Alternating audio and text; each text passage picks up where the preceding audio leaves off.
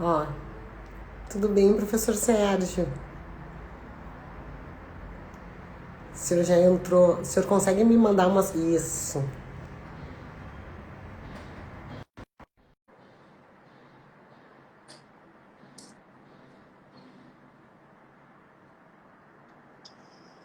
Oi, professor Sérgio.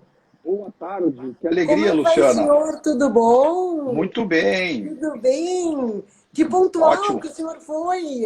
Recém entrei, o senhor já tinha mandado a. Sabe que eu sou, uma das minhas características é essa, a hora é a hora. Eu sou um escravo da hora. Professor, mas que prazer tê-lo aqui conosco, professor. O senhor sabe que eu estava me lembrando, o senhor não vai se lembrar, mas eu fui sua aluna na Escola Superior do Ministério Público, em 1997, professor. Olha, vamos combinar não dar as datas, porque senão nós vamos, A gente vai né, se entregar. vai se Não, entregar, né? Mas isso é pois uma é, alegria mas para mim, uma é, alegria, coisa lá boa, a na, gente se reencontrar. lá na Escola do Ministério Público e depois eu lhe reencontrei no mestrado, naquelas aulas da tardinha, eu acho que eram terça-feiras à tarde, às 5 horas da tarde, eu vinha de Santa Maria, e ficava 3 ou 4 dias na semana aqui em Porto Alegre. As suas aulas eram sempre muito prazerosas, as aulas de princípios processuais. Acho que agora trancou. Sim, professor, eu acho que trancou.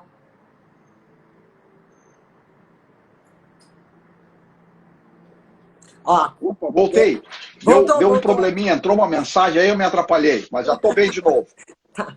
Mas então, professor, então é um prazer tê-lo aqui conosco. Nós estamos muito felizes que o senhor tenha aceitado o convite para falar aqui na Lotec, né, que nós somos um instituto que pretende debater o direito, né, pretende debater a inovação, a tecnologia relacionada ao direito. É um prazer lhe reencontrar, meu professor da Escola do Ministério Público. Eu não segui a carreira, mas lá na Escola do Ministério Público eu conheci o amor da minha vida, que está comigo até hoje, né? Meu marido, pelo menos, não fiz o concurso para promotor, mas me casei com um colega Que bom. e nós estamos assim realmente encantados com com o fato do senhor ter aceitado o nosso convite. E eu vou lhe dizer, professor, que aquele dia que nós conversamos no telefone, falamos sobre esse artigo que o senhor escreveu, nota sobre um modelo, sobre a necessidade de um novo modelo de operação para o negócio da advocacia na pós-pandemia. E depois, quando eu fiz as anotações e li, porque a gente vai debater esses pontos aqui, né, professor?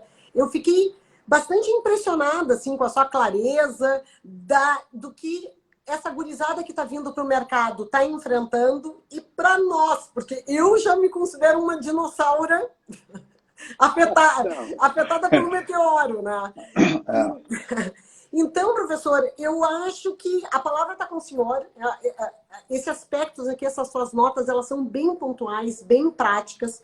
São considerações que a advocacia vai ter que enfrentar. Nós estamos tendo que nos remodelar nesse momento de pandemia. Né? Então, eu deixo a palavra total com o senhor.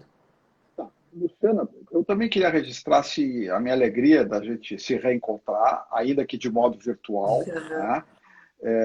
E fiquei muito feliz com a lembrança do meu nome, de poder participar deste evento e especialmente poder conhecer a Lowtech, né? Uhum. Que, sem sombra de qualquer dúvida, presta um relevantíssimo serviço a todos nós da área jurídica, né?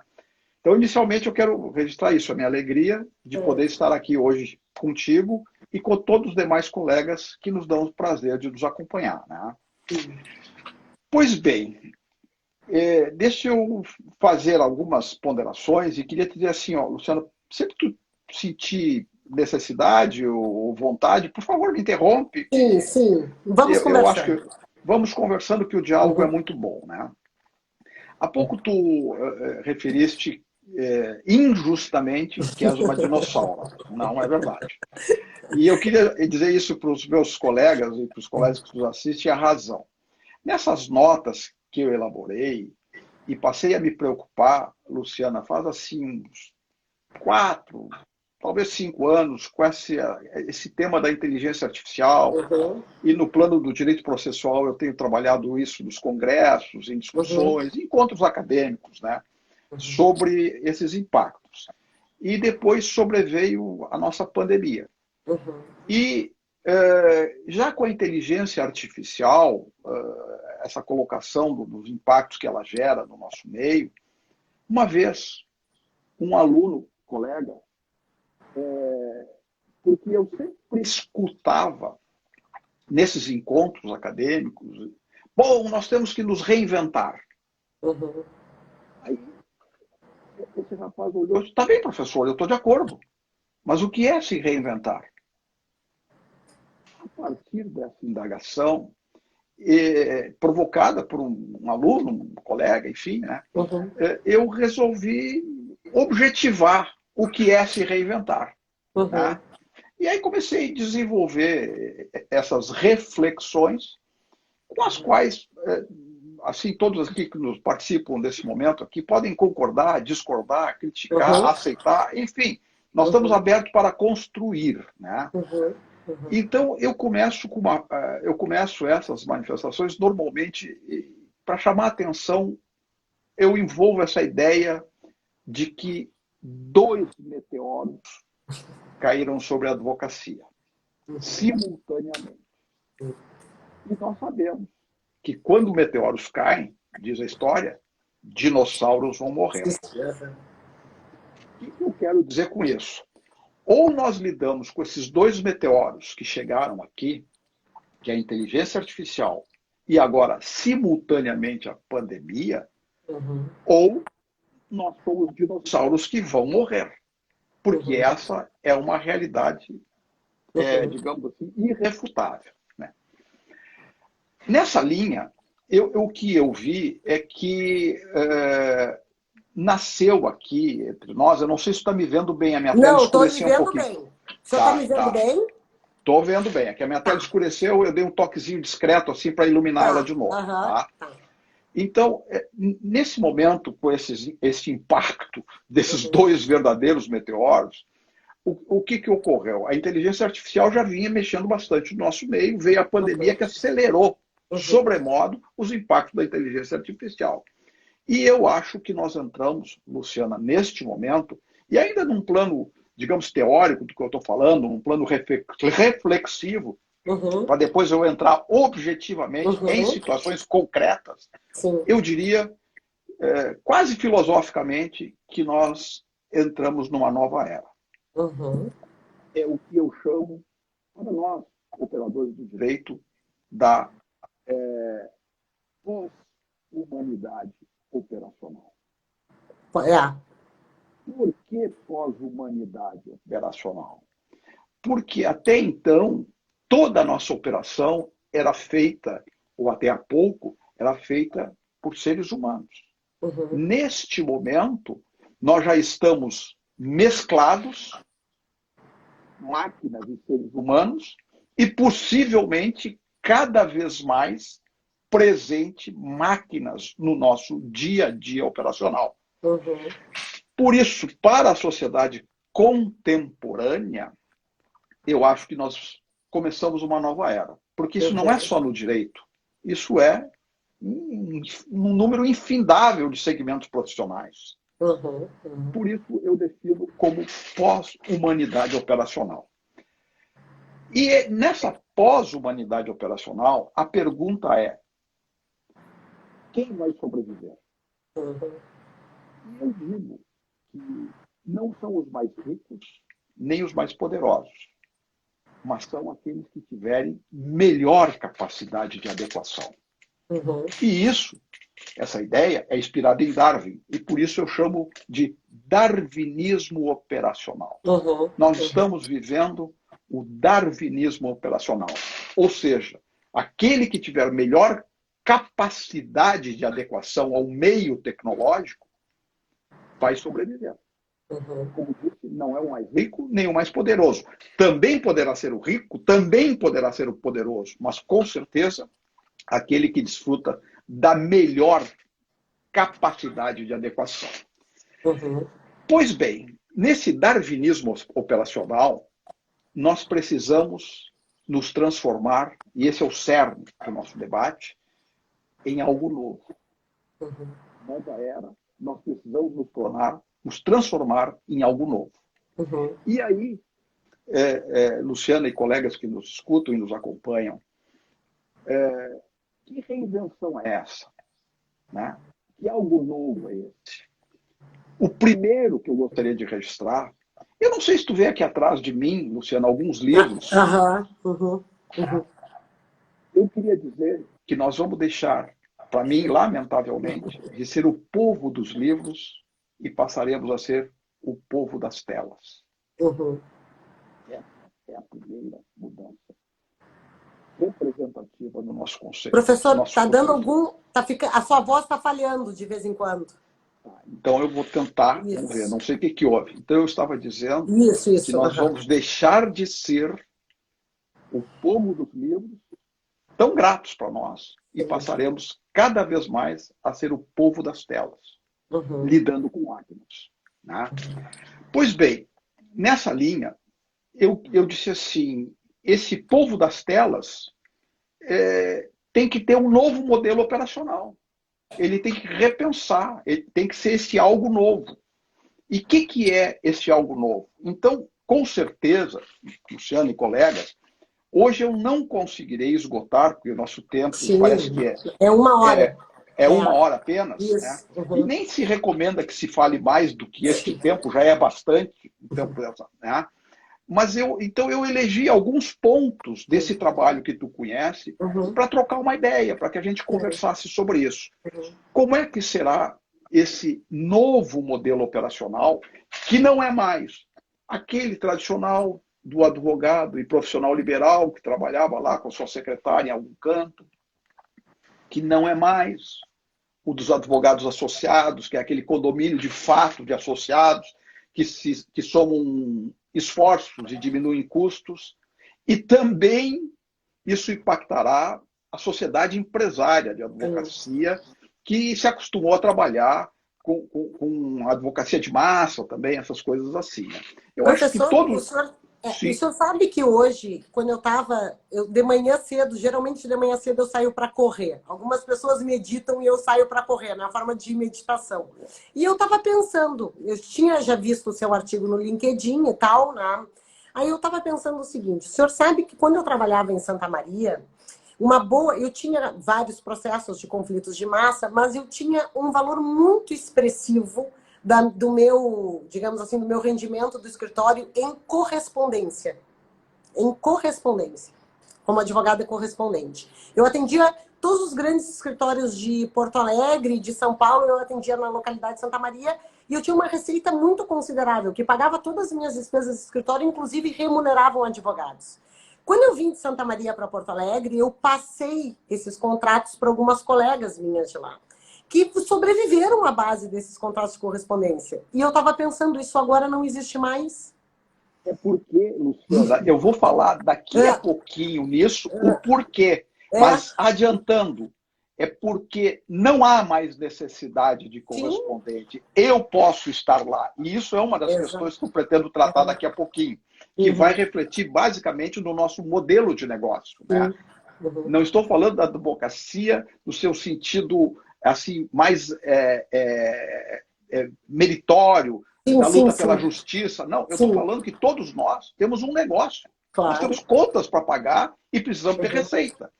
Então, esse tipo de situação é um exemplo assim, bastante eloquente do que vai ocorrer. Desaparecerá isso, porém aparecerá outra possibilidade. Por quê?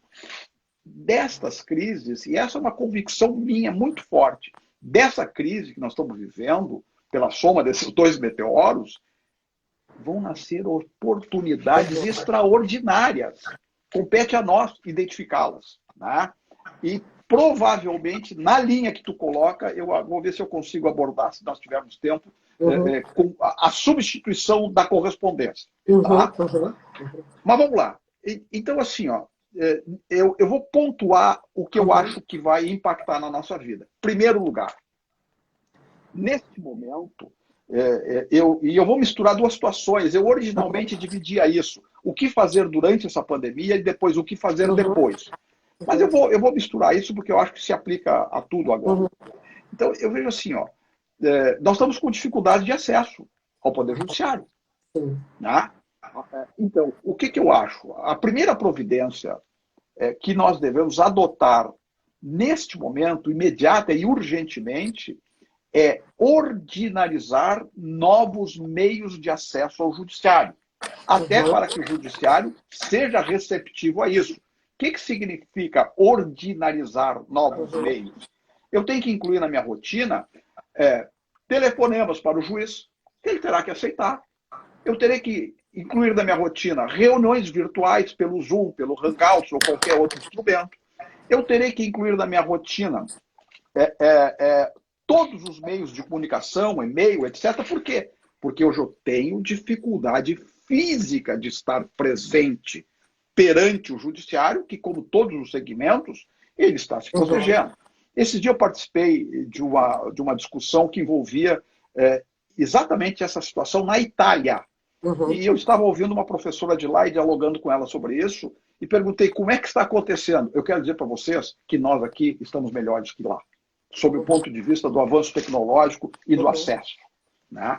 Então, primeiro passo, ordinarizar e usar com absoluta tranquilidade esses novos meios de acesso. Tanto é verdade que o Tribunal de Justiça do Rio Grande do Sul agora acabou de regulamentar por provimento o seguinte: olha, o telefonema é um meio adequado do juiz conversar com o advogado e vice-versa. O que não era muito comum antes, né? Agora é. Só que essa ordinarização dos meios e da tecnologia para desfrutarmos do acesso que temos direito ao judiciário, nós, na nossa relação, lidamos com duas pontas. A primeira ponta é o judiciário e a segunda ponta é o cliente. Então, eu preciso disponibilizar para o cliente também os meios de acesso a mim, advogado. E eu preciso acessar ao cliente e torná-lo, digamos, receptivo a isso, que os nossos contatos serão por esses meios. Sim. Acabou o tempo de eu não dou o meu celular. Sim. Sim. Acabou o tempo de que eu não atendo no horário X. Acabou o tempo, quero lamentavelmente dizer, que eu posso ter privacidade, porque não há mais privacidade. Por quê? Porque hoje o acesso é uma das condições mais importantes da competitividade no mercado.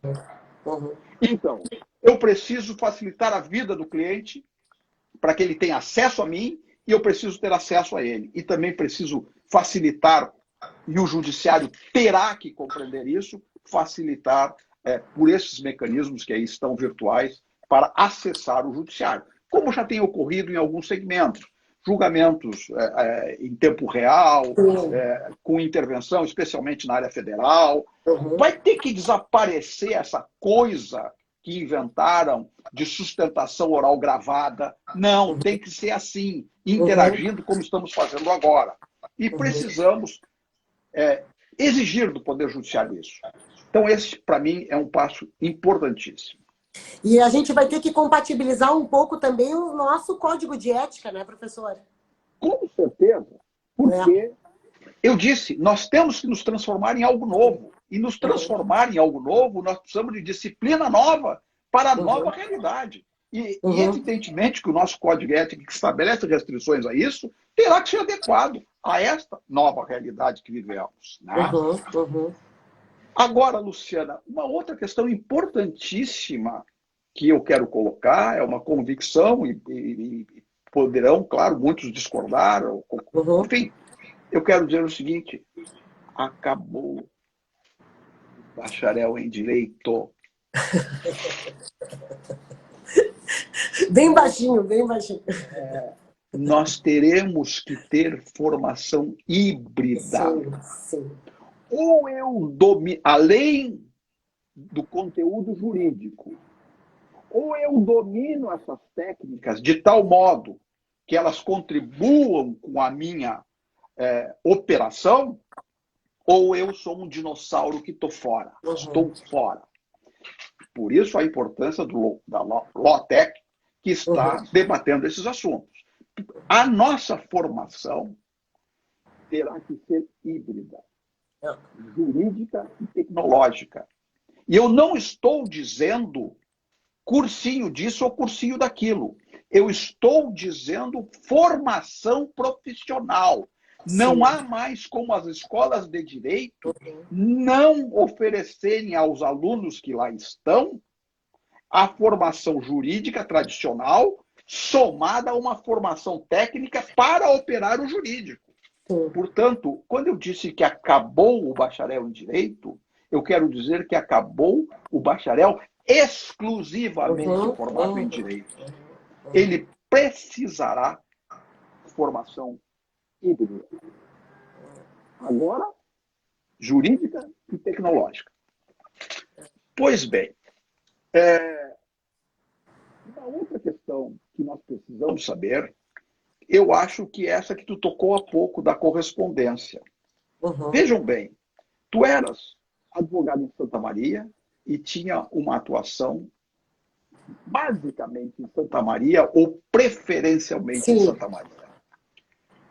Eu quero dizer que com esses novos modos que nós estamos vivendo, que aqui agora, esse nosso encontro é um exemplo disso, acabou a base territorial. Sim. Sem atuação. Ou seja, a minha atuação será no Brasil, em qualquer lugar que eu entenda adequado. Por quê? Porque eu tenho acesso no mundo eletrônico, eu estou falando agora no procedimento eletrônico, naquilo que chamam de processos eletrônicos em especial. Eu não preciso mais me preocupar de ir no foro examinar o processo fisicamente. Isso está indo para o passado. Portanto, eu penso que em nível de mercado haverá uma circunstância bastante curiosa, que de um lado ajudará e de outro preocupará. O que eu quero dizer com isso?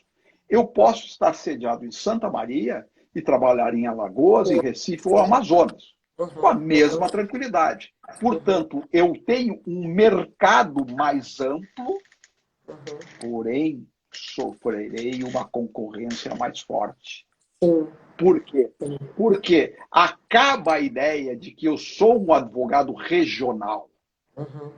Para me credenciar nesse mercado que aí está, tem muitos escritórios que há muito tempo trabalham assim. Mas a regra é que a grande maioria é regional.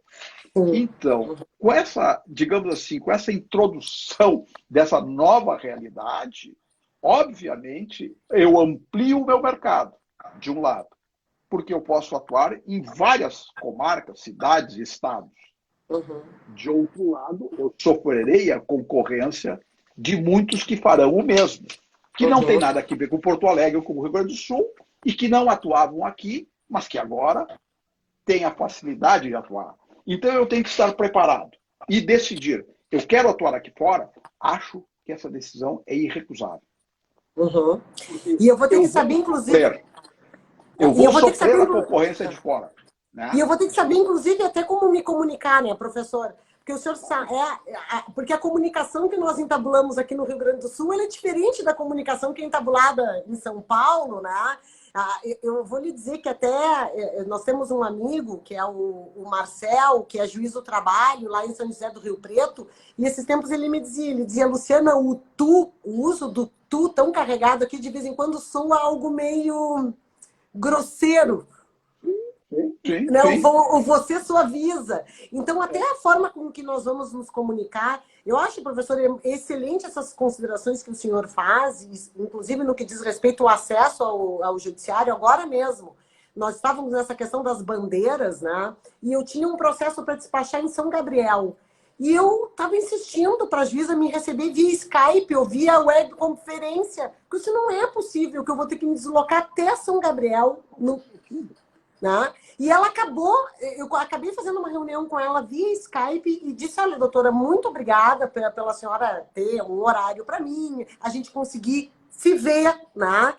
E falar dessa forma, eu quero lhe trazer as minhas preocupações em relação a esse processo e tal. E isso teve o mesmo efeito dos chamados embargos auriculares.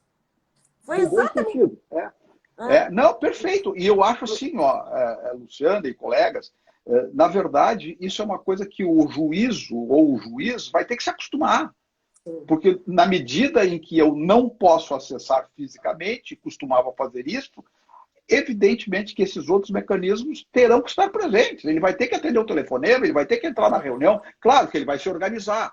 Como, por exemplo, a ministra Fátima, no Superior Tribunal de Justiça, há muito tempo faz isso. Ela diz, eu quero uma audiência com a senhora. Pois não. No dia...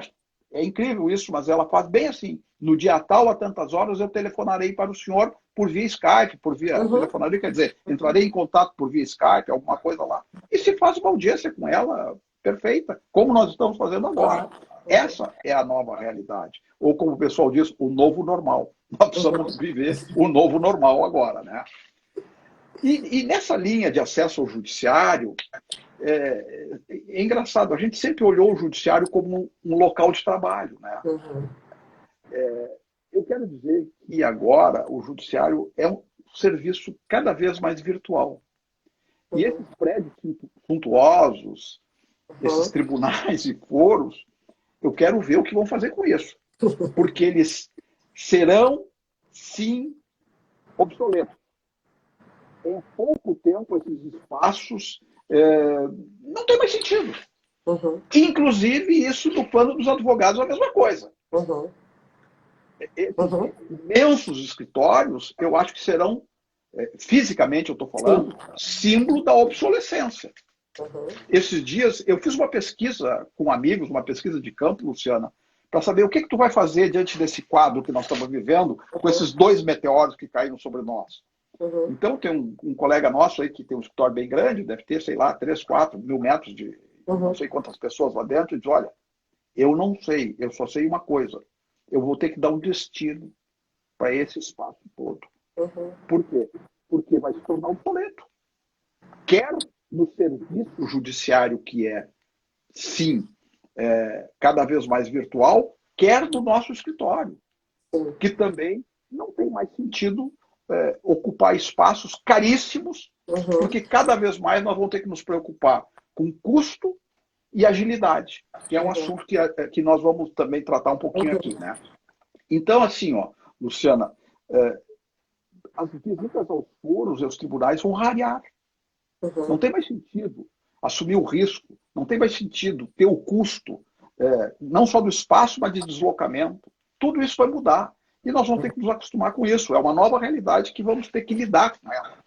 E não é amanhã, é agora. Tá? Então, eu acho que essa recompreensão do judiciário como um serviço virtual e não como um local de trabalho onde se ia lá participar do julgamento, onde se ia lá tomar cafezinho, onde se ia lá conviver, isso vai diminuir muito. O nosso dia a dia vai ser esse aqui que nós estamos vivendo agora. Né? Professor, essa vai ser a regra. Muitas pessoas estão comentando aqui na nossa live, o Daniel dizendo que só tem um quórum muito qualificado, né? O pessoal comentando, e tem um advogado aqui, o Jairo, dizendo, testemunho pessoal, estou barateando meus custos advogando a partir de uma pequena cidade no interior de Santa Catarina. Né? Então as pessoas estão dizendo que a live está incrível, estão nos cumprimentando e estão fazendo algumas referências. Coisa boa, fico feliz com isso. E que bom que o colega de Santa Catarina aí está exatamente fazendo o que deve ser feito, racionalizar espaço, racionalizar custo, né? Para enfrentar o mercado. Daqui a pouco vou tentar falar um pouquinho sobre ele. Bom, eu quero dizer, Luciana, esses dias eu fiquei sabendo, no escritório de São Paulo dispensou todos os seus estagiários. Nós vivemos isso na primeira revolução, na segunda revolução industrial, na terceira, e agora estamos na quarta. Né? Por quê? Porque os estagiários que iam para o foro, com aqueles carrinhos, processo, etc., vai acabar. Então, tu terás que ter estagiários remotos. E tu vai ter que regular essa relação como estagiário remoto. Primeiro, esse estagiário vai poder trabalhar para mais de um escritório se quiser. É bom para ele. E, evidentemente, ele vai organizar o seu tempo e vai ver a disponibilidade para cada um. Então, nós vamos trabalhar muito com estagiários e funcionários remotos e menos físicos. Essa é a impressão do que eu acho que vai ocorrer. Por quê? Eu estou, Luciana, desde março em home office. Desde março em home office. Pergunta para mim se eu sofri prejuízo ou qualquer dificuldade. Eu responderei não. Sim. Nós, no nosso escritório, estamos operando assim perfeitamente deste modo. Então, eu acho que o home office e o coworking, porém, coworking virtual e não físico, é uma nova tendência. Claro, o home office está institucionalizado. Agora, o coworking virtual, eu acho que é algo que vai ocorrer. Veja bem, tu pode convidar os teus amigos, os teus colegas, para discutir uma causa. Antes era uma dificuldade brutal, porque tinha que marcar uma reunião, tinha que marcar dia, tinha que... Agora, basta expedir um convite e tu faz uma reunião de forma absolutamente objetiva. Então, isso vai migrar para o coworking virtual. Ou seja, eu vou trabalhar e posso trabalhar simultaneamente com vários colegas e discutir uma causa, mesmo eles não sendo meu sócio, mas, enfim, na parceria, do coleguismo. Então, o coworking virtual, para mim, é algo que também vai se impor logo, logo. Outra questão que aí eu chego eu vou dizer que é uma predição agora, ou seja, eu estou olhando para o futuro, né? Muito se fala em network, né? Eu diria que agora, com mais razão, em network digital, mas não com relação aos clientes. Uma network virtual nossa, profissional.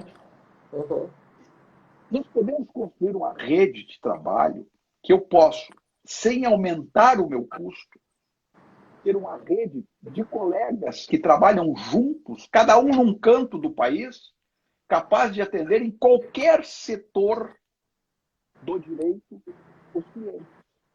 Eu não preciso mais ter 300 advogados e 200 departamentos para ter um escritório full service.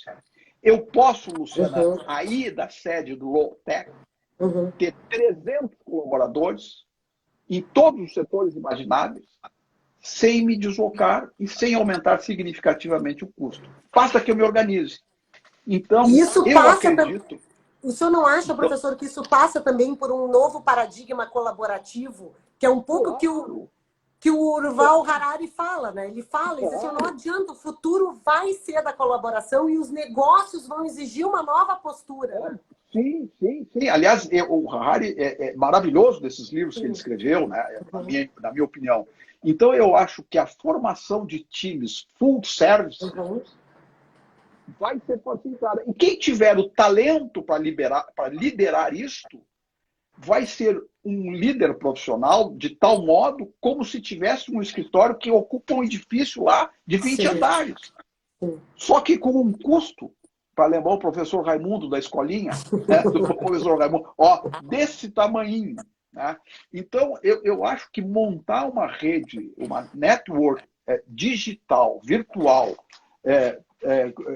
com colegas, tu constrói um brutal negócio. Né? Tu pode atender todos os setores que quiseres. Basta ter uma certa organização. E eu acho que isso o mercado vai perceber. Professor, tem uma pergunta aqui para o senhor. Tem uma pergunta aqui, ó. No caso de Porto Alegre, como o senhor vê o futuro dos foros regionais, cada vez maior informatização do judiciário? Belíssima pergunta. Os foros regionais foram instituídos para atender comunidades dentro da cidade. Acho que é opinião apenas, né? Que isto perderá sentido. Perderá sentido. Com o tempo. Não agora, mas vai perder sentido. Claro que nós vamos manter algumas audiências presenciais, claro que nós vamos manter, mas eu tenho a impressão que é capaz, sim, de perder o sentido os foros regionais. Por quê? Se chegarmos no momento em que tudo possa ser virtual, não há muita razão para isso. Agora eu quero registrar, eu não acredito que tudo passe a ser virtual. Uhum. Eu acho que haverá uma prevalência do virtual sobre o físico, porém, continuaremos por um longo tempo ainda com as estruturas físicas. Uhum. Veja bem, no Rio Grande do Sul, hoje nós temos talvez 70%, 80% do movimento ainda através de processos físicos. Sim. Nesse todo o interior, enfim, né? Uhum. Então, muito tempo nós vamos ficar. Mas a tendência, eu acho que é rever o conceito de foro regional.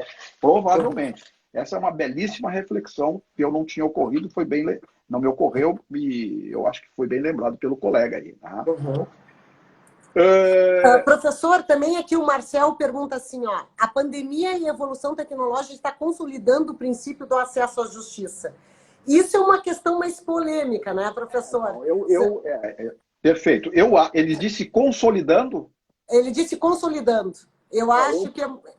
Eu penso diametralmente oposto. Eu acho que não. Eu acho que nós estamos sofrendo restrições no acesso e em razão desse quadro. Por quê? Imagine, se eu vou fazer sustentação oral no Supremo, hoje eu gravo e mando para lá. Sim. Eu perco o direito da publicidade do julgamento, que eu quero acompanhar. Eu sempre brinco quando eu dava aula sobre processo constitucional, sobre a publicidade do julgamento, eu sempre brincava com uma figura assim, imagine o juiz dando sentença no seu gabinete. E aí eu bato na porta e digo assim, com licença, o juiz vai me olhar e dizer, pois não. Eu digo, olha, eu quero acompanhar a sua sentença. Ele vai achar muito estranho. Mas é que a Constituição diz que o julgamento tem que ser público. E havia aquela discussão, não, publicar significa divulgar. Divulgar. Uhum. E eu dizia que em alguns casos não, porque se eu quiser prestar um esclarecimento sobre questão de fato, num julgamento de segundo grau, e se eu não estou lá, não posso fazer. Portanto, eu estaria prejudicado em razão disso. Mas eu acho que, e eu perguntei isso com essa professora italiana com quem eu interagi aí no encontro, como eles estavam fazendo lá sobre a questão do acesso e da publicidade, né? Ela me deu uma resposta muito objetiva. Olha, nós não estamos muito com essa preocupação aqui, a gente está mais preocupado com a saúde. Eu digo, olha, então deixa eu te dizer uma coisa. O que está ocorrendo é o seguinte, e no plano do direito a gente tem isso muito claro, é uma ponderação de valores. Neste momento está sendo, eu diria, mitigada a garantia da publicidade, está sendo mitigada a garantia constitucional do acesso, em razão da mesma garantia constitucional à saúde. Então, é compreensível que, neste momento de pandemia, se mitigue essas garantias constitucionais e é aceitável.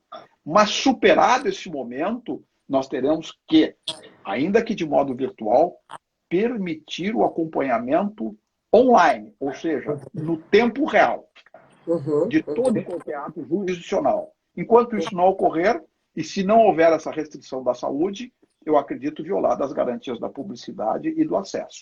Né?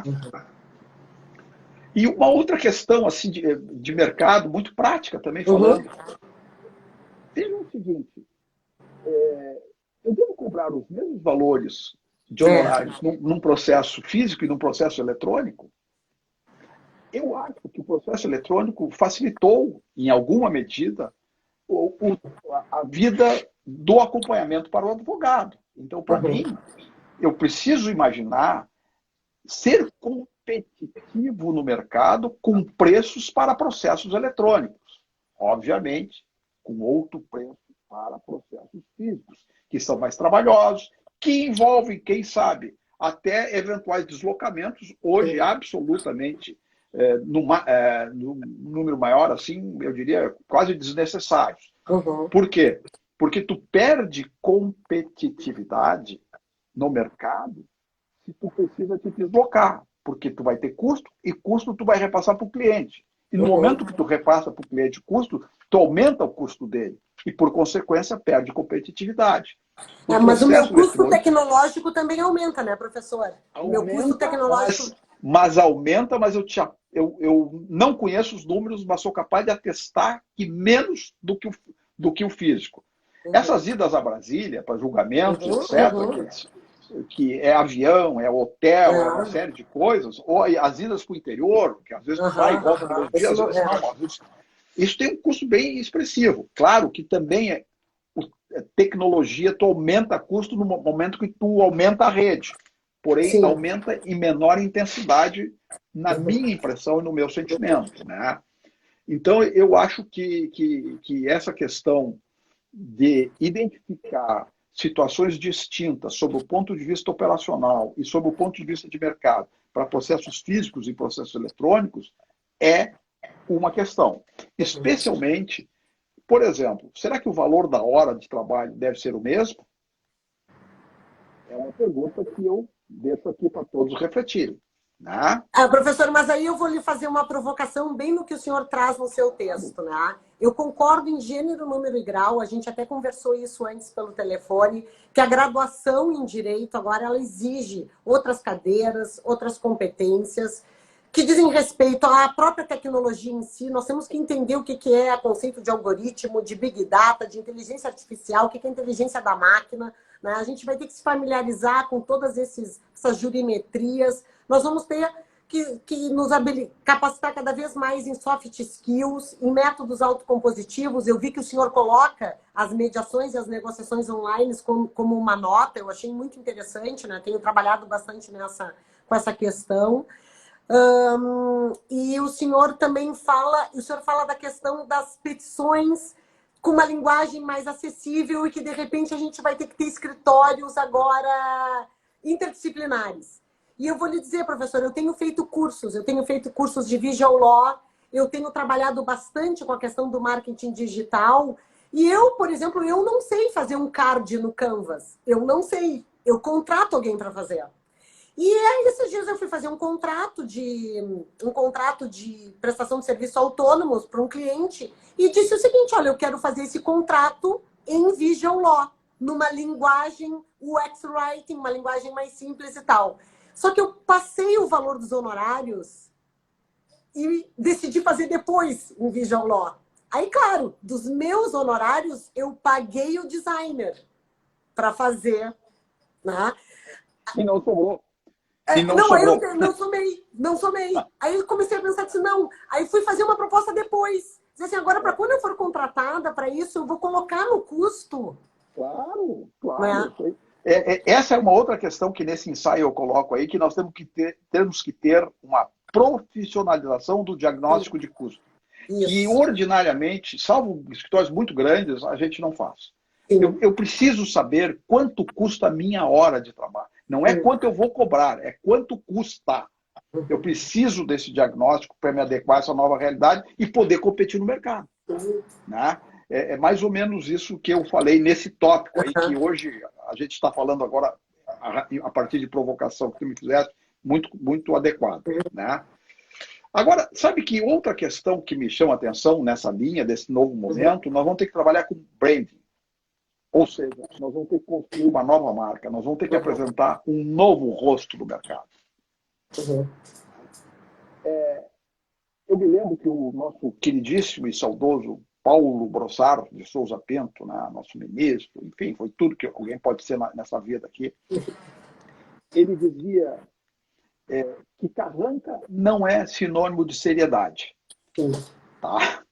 Então, eu quero usar isso para dizer o seguinte, olha, há muitos que ainda pensam que é assim que a gente deve ser. O advogado deve ser sisudo.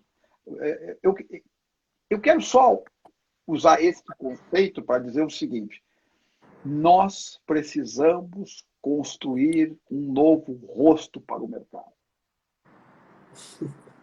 Este que até hoje nós estamos vendendo para o que está aqui na frente talvez não sirva. Né? Nós precisamos construir uma nova marca que apresente um novo rosto.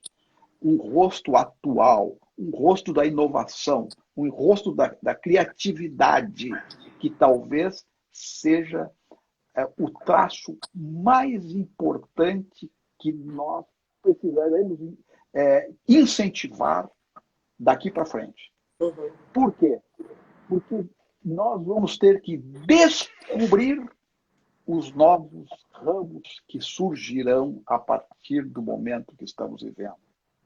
E precisaremos ser ágil, descobrir, e isso envolve criatividade, capaz de identificar esses novos ramos, e agilmente, rapidamente, nos credenciarmos para atuarmos nesses novos ramos que aí estão. É claro, muita coisa vai desaparecer, vai perder sentido. É verdade. Mas muita coisa vai aparecer.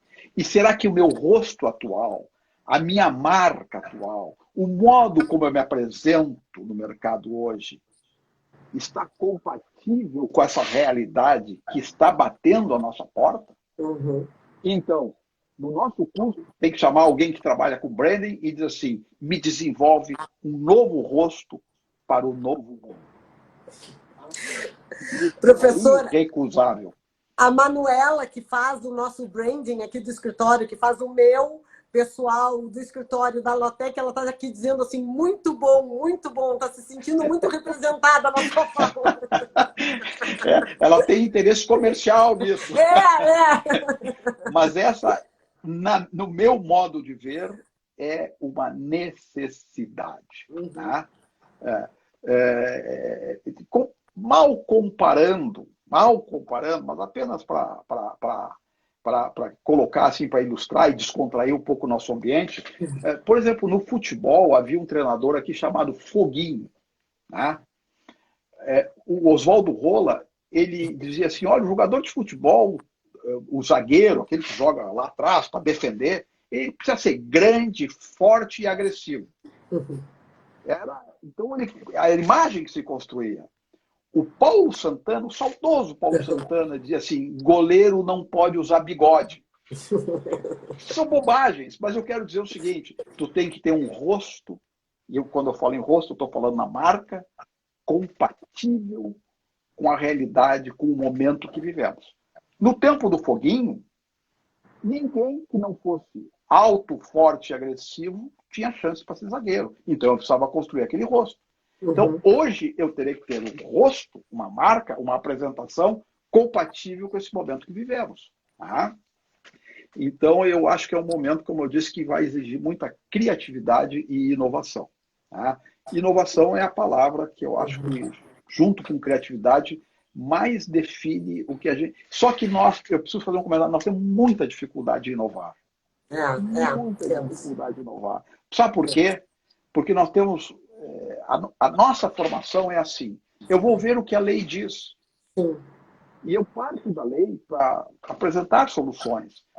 E eu acho que nós vamos chegar num momento, até pela... Uma vez dizem que eu contribuí para criar uma palavra aí pela comunlolização do direito, que é a influência da common law por aqui, com essa globalização que a gente vive aí. Eu acho que nós vamos ter que descobrir também no plano legislativo modos de permitir criatividade e inovação mais intensa. Né? E não ficar tão preso, porque existem regras que o tempo faz caducar com uma velocidade brutal. Na minha área, processo civil, o Código de 39 durou mais de 40 anos, de 73 a mesma coisa. Esse agora, de 2015, não sei se vai durar 10. Sim. Sinceramente, não sei se vai durar 10. Né? Por quê? Porque nós vamos só inovar, nos adequar ao que está vindo aí. Professor, eu preciso fazer uma referência, muitos elogios à sua fala, estão nos parabenizando aqui, estão dizendo que essa tem que ser, que não pode ser só uma hora de live, que o senhor tem que aparecer mais vezes aqui na LATEC. Tem até um colega dizendo que o senhor é muito jovial, né? Então olha o branding, já está construído. Não sou um dinossauro! Que bom, eu fico muito feliz com essas referências aí, me deixa muito agradado, e claro que eu estou à disposição, Luciana, depois que eu descobri que tu estás na LATEC, a hora que tiver necessidade, conta comigo. Né? Claro. Deixa eu falar sobre uma coisa que me preocupa muito em termos do impacto aí desse conjunto de circunstâncias. Né? Eu disse que nós vamos deixar de ser o povo dos livros e vamos passar a ser o povo das telas. E agora eu quero dizer outra coisa. Eu vou fazer só um paralelo. Aquele filme Jornada nas Estrelas, Jornada não, Guerra nas Estrelas, um desses tinha os tais de Jedi. Jedi, que lutavam com aquelas espadas, né? E havia um Jedi que desvirtuava do bem. Era a força negra. Lado negro da força. Pois bem, meus queridos amigos, nós vamos ter que cuidar com o lado negro da inteligência artificial, que existe. Então, eu queria tocar num ponto muito delicado agora, para gerar uma reflexão, que se chama governança dos algoritmos. Quem controla os algoritmos? O que está, eu vou dizer figuradamente, posto na alma do algoritmo? Então, Luciano, assim, isso sob o ponto de vista ético, já se debate bastante no plano do direito, essa questão. Porque eu posso embutir na alma do algoritmo a preferência por isso ou por aquilo, retirando dele uma imparcialidade. Então, nem tudo são flores.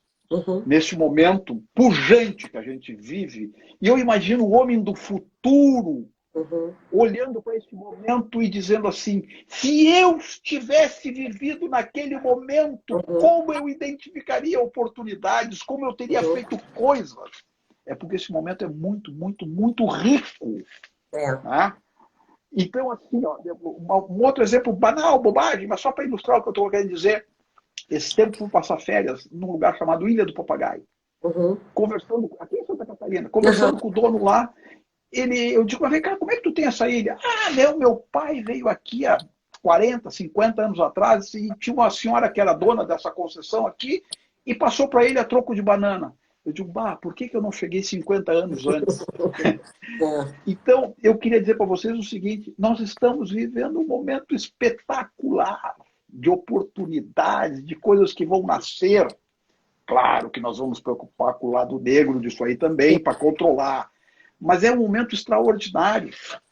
Por isso, Luciana, eu me lembro nesse momento assim, eu não sei como é que está o nosso tempo. Faltam 8 minutos, professor. Tá, 8 então minutos. eu assim, para gerar eu me lembrei agora eu gosto muito dele, me lembrei de uma figura do Apollinaire, Julian Apollinaire. É um francês, poeta francês, enfim, um homem assim, vinculado à cultura, à literatura, se notabilizou porque ele foi acusado olha só, juntamente com Pablo Picasso, de terem furtado a Mona Lisa do Louvre. Responderam o inquérito policial, o Pablo Picasso e o Apollinaire. Pois bem, o Apollinaire, ele tem uma passagem lá nos seus cantos, dos seus escritos lá, que diz assim, ele olha para os seus discípulos, seus alunos, e diz assim: venham para a borda. E eles respondem: nós temos medo. E ele diz: venham para a borda. E eles foram. E ele os empurrou. E eles voaram. O que eu quero dizer com isso? Nós estamos na borda de uma nova era com muitas oportunidades. Ninguém deve ter medo. Nós saberemos voar. Nós saberemos voar. Nós vamos trabalhar bem com isso, desde que nós nos dediquemos a isso. Né? E dentre essas questões, Luciana, nós vamos ter que aprender a falar para máquinas. E não apenas para pessoas. Ou, no mínimo, falar através das máquinas para as pessoas. E permanentemente nos reinventarmos. Ninguém mais terá o conforto de dizer: formei-me em direito. O Roberto Lira, que era criminalista, escreveu um livro, Formei-me em Direito, e agora? Eu quero usar o título do livro dele para dizer assim: formei-me em Direito, e agora? E agora, daqui 5 anos, eu vou ter que me formar de novo. Eu vou ter que me reinventar, me adequando a este novo mundo a cada período de, sei lá, 5 anos, 4 anos. Ninguém mais vai se formar para uma vida inteira. Eu fico muito feliz, porque eu gosto e sempre gostei de estudar. E me sinto útil estudando e pesquisando. Então, eu acho que vai ser isso. Vai ser isso. Nós vamos ter que nos reinventar a cada tempo. Essa nota, nesse ponto, professor, que o senhor coloca na nota, que está disponível, até vou falar para o pessoal, lá no LinkedIn do escritório do professor, tem esses apontamentos que nós estamos discutindo aqui de uma forma bem objetiva, assim, vão lá, deem uma olhada no material. Eu também lembrei do Yuval Harari, porque ele, inclusive, ele indica a meditação, ele diz assim, ó, não adianta. Nós, de tempos em tempos, a tecnologia vai nos levar a novos caminhos, serão novos desafios e nós não ficaremos mais estagnados. E não adianta as pessoas quererem lutar contra isso, né? Não adianta. É caminho sem volta. É caminho sem volta. E é caminho bom se nós soubermos aproveitar bem, né? E a primeira coisa é não ter medo. Não ter medo. E segundo, eu tenho a consciência, Luciano, que sou um dinossauro. Tá? Porém, um dinossauro que luta para sobreviver. Eu não posso continuar dinossauro. Né? Então eu me interesso por esses temas, por essas discussões. Agora mesmo eu vou no Congresso Nacional de Processo Civil lá falar sobre processo e inteligência artificial, enfim. Por quê? Sim, ainda que tu não tenha muita vocação para tecnologia, é possível a gente trabalhar nesse meio, né? Então, assim, ó, Luciana, eu já sei que o nosso tempo está terminando, eu teria muito mais coisas para colocar, pontuar, questões assim que eu acho que merecem reflexão, mas digamos que grossíssimo modo, assim, eu diria, o primeiro capítulo nós vencemos hoje. Quem sabe outro dia a gente faz o capítulo Não, professor, segundo. se o senhor deixar a porta aberta, nós vamos ter que lhe convidar para uma segunda versão, né? Porque o pessoal adorou, né? Eu achei assim, professor, eu gosto muito de discutir isso. Lhe confesso que estou muito orgulhosa de ter sido sua aluna, de ver o quanto, né, o seu discurso é totalmente atual e conectado com essa realidade, né? Os nossos alunos, inclusive, demandam uma atualização constante, né, do professor. E quero lhe dizer, professor Sérgio, também, que essas considerações que o senhor está fazendo, elas atingem em cheio a advocacia. Nós precisamos de vozes como o senhor dizendo assim, olha, temos que repensar esse modelo, não dá mais. Né? Porque é difícil essa transição, essa quebra de paradigma, ela dói fisicamente, né? Quando se resiste muito. Então, eu nem posso lhe agradecer, eu nem tenho palavras para lhe agradecer, o senhor está aqui, né? Um professor emérito da PUC, ex-procurador de justiça, todo o currículo que o senhor tem aqui disponível conosco, né? Deixando todos esses ensinamentos. Só para avisar para o pessoal que essa live vai ficar salva no nosso feed, mas depois a gente baixa para o canal do YouTube na Lotec e eu mando para o senhor, professor, assim que tiver baixado, para o senhor disponibilizar nas suas redes também. Ótimo, Luciana. Olha, eu queria dizer que foi uma alegria para mim ter estado aqui contigo e com todos os colegas que nos acompanham, poder debater, poder trazer ideias e reflexões, e espero contribuir de algum modo, faça o pessoal pensar, refletir e, se possível, se inquietar, porque quando a gente está assim, inquieto, com certeza a gente está no caminho certo, né? Não podemos nos acomodar, não podemos ficar numa zona de conforto. E sabendo o seguinte, toda crise gera muitas oportunidades, nós precisamos identificá-las e vamos lá, que nós vamos conseguir sair desse problema chamado pandemia e tocar a vida com tranquilidade e criatividade e inovação. Tá bom, professor, muito obrigada, um grande abraço. Um abraço, muito obrigado. Senhor aqui, tá? Muito obrigado. Eu que agradeço a todos aí, um abraço a todos. Até a obrigado. próxima. Até a próxima.